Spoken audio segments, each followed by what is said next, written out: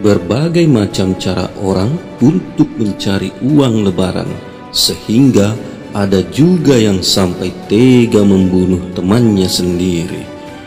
Inilah fakta yang terjadi di Kota Pekanbaru, Provinsi Riau. Selamat datang di channel ini, channel yang merangkai kisah nyata dalam cerita bersumber dari berita yang terpercaya.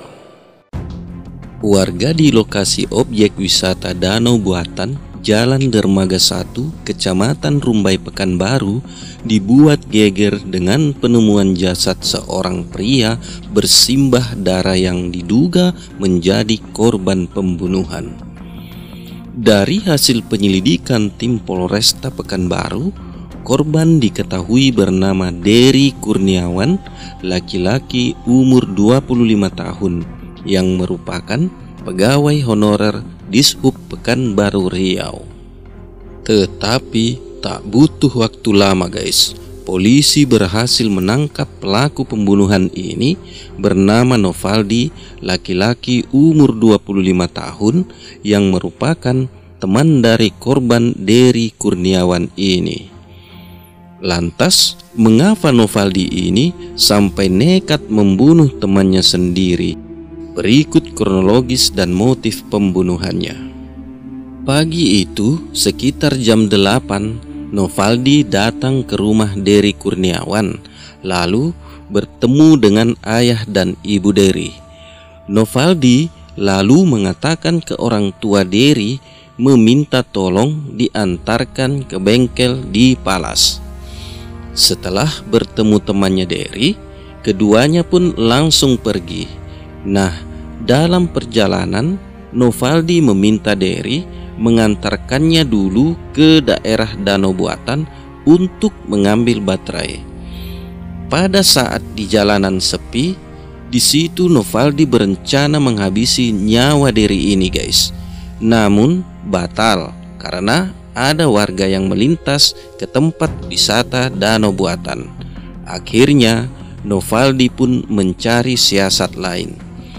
Kali ini gantian Novaldi yang bawa motor dan dibawa ke jalan sepi menuju semak-semak dengan alasan mau buang air kecil, kata Novaldi kepada Dery Kurniawan. Sesampainya di tempat itu, pada saat situasi sunyi dan ada kesempatan, Novaldi langsung menikam Dery dengan pisau yang sudah ia persiapkan guys. Ia menikam membabi buta berulang kali di bagian bahu, dada, dan perut, sehingga Dery menjadi tewas seketika itu. Nah, setelah Dery meninggal dunia, Novaldi ini bermaksud cepat-cepat ingin kabur dengan membawa motor Dery Kurniawan. Tetapi pada saat itu ada warga yang melihatnya. Nah, di situ Novaldi langsung berpura-pura menjadi korban jamret dan langsung ditolong warga.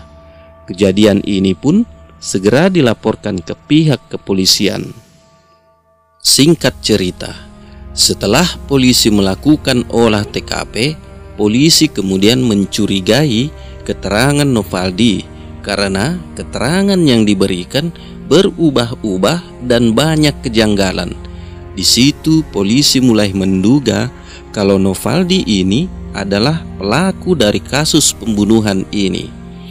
Nah guys, dari sejumlah barang bukti, saksi, dan keterangan dari dokter forensik, ditemukanlah darah korban di kuku Novaldi.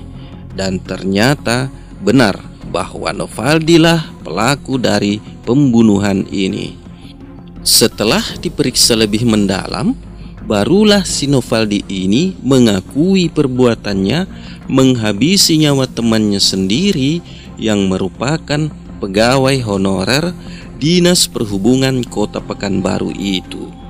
Dan ternyata guys, motif pembunuhannya hanya karena Novaldi terlilit hutang dan rencananya motor temannya Dery ini akan ia jual untuk membayar hutang dan modal lebaran.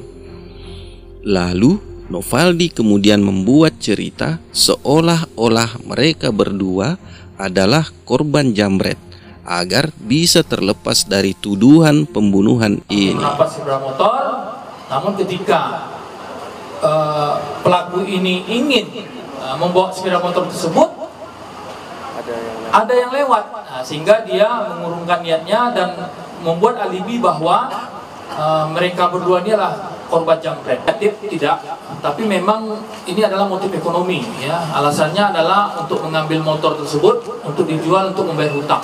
Atas perbuatannya ini, Novaldi kini ditahan di Polresta Pekanbaru untuk proses selanjutnya.